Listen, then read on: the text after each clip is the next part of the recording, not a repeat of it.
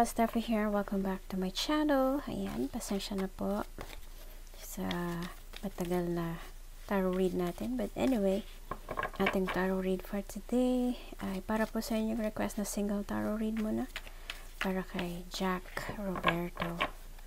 Okay, so kanina pa na siya shuffle ang cards. Ito na po. Wait lang. There you go. Ayan, yan. So, first card para kay Jack Roberto. Ooh, the Queen of Swords. Sino kaya si Queen of Swords? Maring ang kanyang nanay. Maring sinisermonan siya. Or kung sino man ito na straightforward, may paninindigan.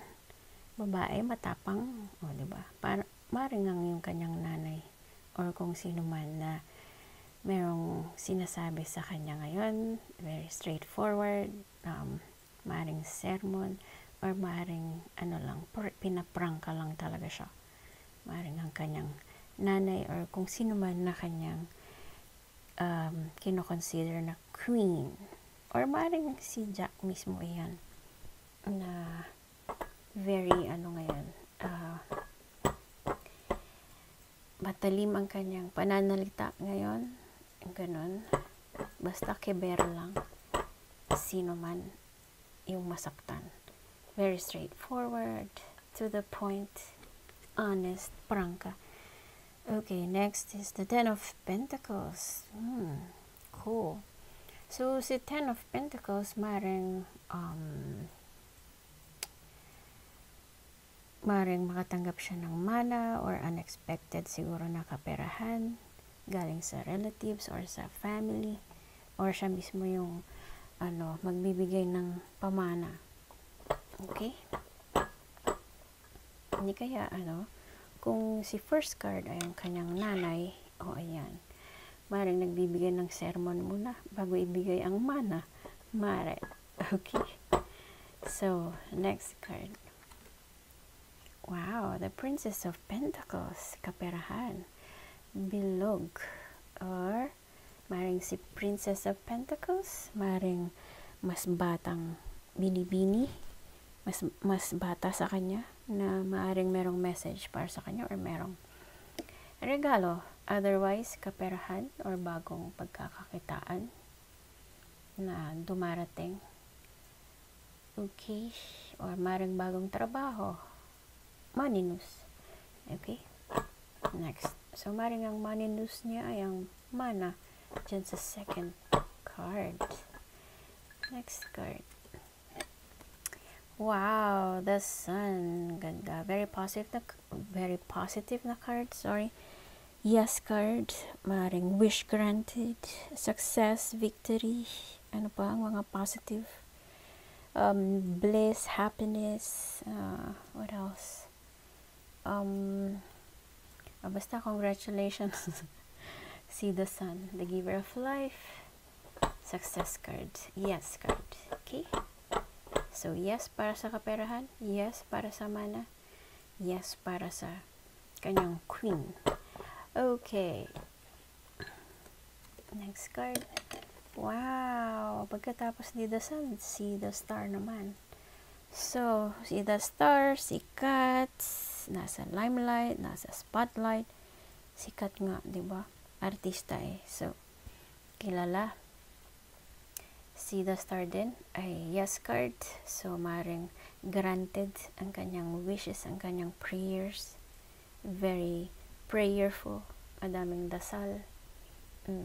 What else? Yan ang kanyang pag-asa, ang inner clarity, mga miracles, having faith. Yan. Or maring ito yung kanyang healing process. Okay? So, kung may sugat man, naghihilom ngayon ang kanyang mga sugat. Alright, next card. The Chariot. Hindi po charot ha. Chariot. Okay, see the Chariot. Action. Gusto niya ng action or bilis. So, maaaring nagtatrabaho ng mabilisan. Walang sinasayang na oras. So, maring yun ang kanyang goal ngayon, ang walang masasayang na oras or minuto. Kailangan lahat ng kanyang oras ay merong papupuntahan na mahalaga, makabuluhan, para maging successful. Otherwise, maring merong nabili siyang bagong sasakyan, or maring yan ang kanyang travels, or magbibiyahe, ang kanyang journey. Okay? Alright, so, next. Okay, Three of Wands. So, si Three of Wands, nakatingin sa malayo, maring merong hinihintay. Maring ito yung kanyang dasal na guaranteed. Or maring hinihintay ang profits or ang bunga ng kanyang mga ininvest. Or maring meron siyang hinihintay na tao kasi nakatingin sa malayo, or maring nakatingin sa malayo dahil gusto niya mag-travel. Okay? Or maring ito yung merong collaboration siguro, or kung meron man siyang business, gusto niya mag-expand or magdagdag ng negosyo, or magdagdag siguro ng store, ganun. Okay? Otherwise, kung meron mang goal dyan na project, ayan, siguro meron siyang gustong ka-partner or ka-collab or kasama. Mara din kasama sa business. Okay? Alright. Next card.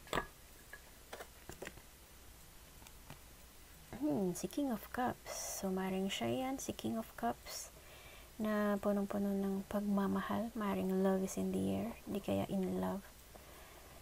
And as the King of Cups, maalalahanin, mapagmahal, syempre very supportive, tolerant or matyaga,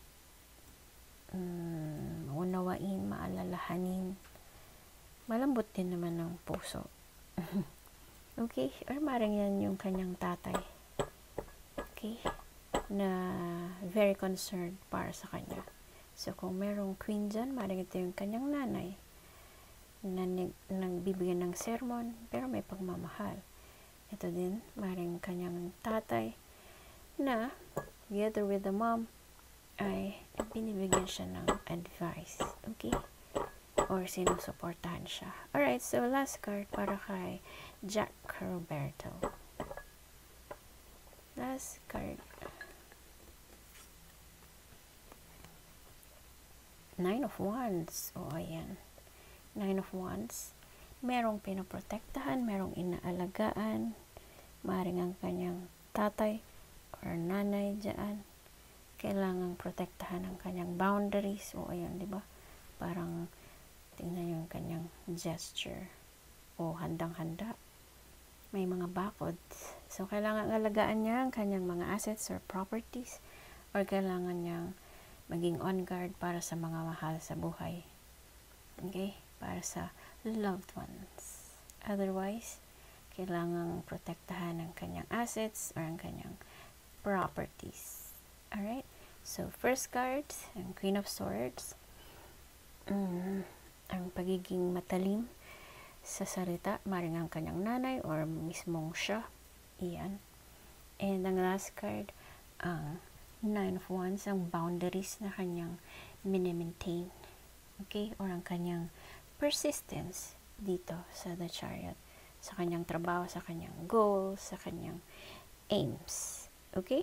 So, yun po yung tarot reading ni Jack Roberto. I hope you enjoyed and thank you so much po for watching. Again, please don't forget to like and subscribe to my channel. Abangan niyo po yung susunod nating tarot reading or click anywhere around the screen para mapanood po ang next na video. Shout out to my best ever family. Love and love to you all. Bye for now.